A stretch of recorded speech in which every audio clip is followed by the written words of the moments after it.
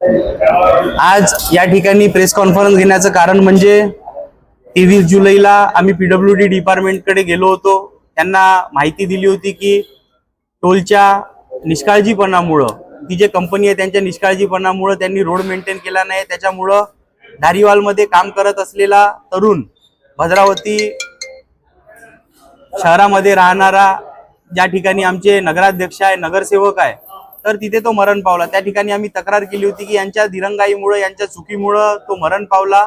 कारण की गड्ड्यामधून त्याची गाडी स्लिप झाली, मागून रोड गेला, मागून म्हणजे ट्रक गेला आणि ट्रक त्याच्या डोक्यावरून गेल्यामुळे तो मरण पावला. तर त्याची तक्रार आम्ही केली की त्याच्या कुटुंबाला कुठेतरी न्याय मिळाला पाहिजे, मदत मिळाली पाहिजे आणि चुकीच्या पद्धतीनं ज्यांनी हा रोड मेंटेन केला नाही त्याच्यावर गुन्हा दाखल व्हायला पाहिजे.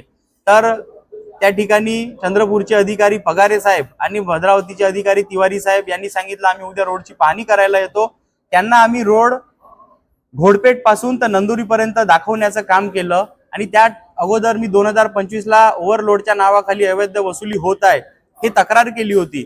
जवळपास ज्यांचं ओव्हरलोड नाही आहे त्यांच्याकडून सुद्धा रोज 2 ते 3 लाख रुपये रोजची वसुली त्या ठिकाणी केली जात होती व अशी वसुली 2014 ते 2025 इतका काळ चालली. आणि 2025ला ज्या वेळेला आम्ही तक्रार केली त्यावेळेला त्यांनी सॉफ्टवेअर चेंज केले, तिथला सगळा डाटा निस्तनाभूत करण्याचं काम केलं. आणि जेव्हा पीडब्ल्यूडी डिपार्टमेंटनी त्यांना त्या पत्राचा जाब विचारला तर त्यांनी त्या ठिकाणी असं उत्तर दिलं की सॉफ्टवेअरमध्ये काहीतरी चेंजेस झाले होते, त्याच्यामुळं ते पैसे त्यांच्याकडून घेण्यात आले, तर तुम्ही स्लिप्स पाठवा, आम्ही त्यांचे पैसे परत देऊ. परंतु नॅशनल हायवे नंबर 7चा हा रोड आहे, पूर्ण देशातल्या गाड्या या ठिकाणून चालतात व जवळपास एका दिवसाला 2 ते 3 लाख रुपये अवैध वसुली त्या ठिकाणी झाली आहे. आणि असं 11 ते 12 वर्ष जर आपण कालावधी पकडला तर जवळपास 100 ते 150 करोड रुपयाचा हा घोटाळा असण्याची दाट शक्यता आहे.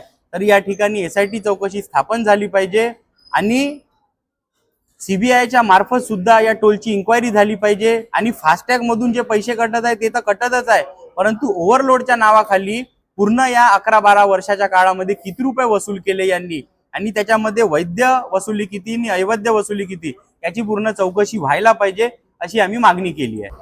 पीडब्ल्यूडीचे अधिकारी यांनी सांगितलं की आम्ही त्या ठिकाणी पाहणी करण्यासाठी येतो. तेव्हा आम्ही भद्रावती शहरातले सगळे नगरसेवक, नगराध्यक्ष आणि स्वतः मी आणि आमच्यासोबत आमचे 1-2 पदाधिकारी असे आम्ही त्या ठिकाणी रस्ता दाखवायसाठी गेलो. आणि टोलवरती ते जे टोल मॅनेजर होते त्यांना पीडब्ल्यूडीचे अधिकारी तिवारी साहेब आणि पगारे साहेब यांनीच फोन करून बोलावलं.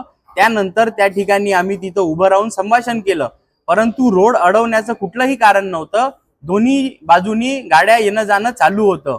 भरपूर जर तुम्ही बघितलं टोलवर काही प्रॉब्लेम झाला तर बाकीचे लेन चालू राहते, त्याच्यामुळे आम्ही कुठलाही लेन अडवला नाही, कुठेही ट्रॅफिक हे नाही केलाय. 24 तारखेची घटना होती. 31 तारखेला कोणाच्या तरी दबावाखाली आमच्या मुकेश जीवतोडेसह 20 ते 25 लोक असा गुन्हा त्यांनी चुकीच्या पद्धतीने दाखल केलाय.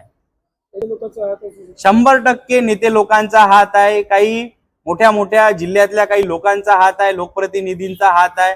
आणि जे मी सांगितलं आहे तुम्हाला तर ते मी लवकरच तुम्हाला पुराव्यासहित देईल.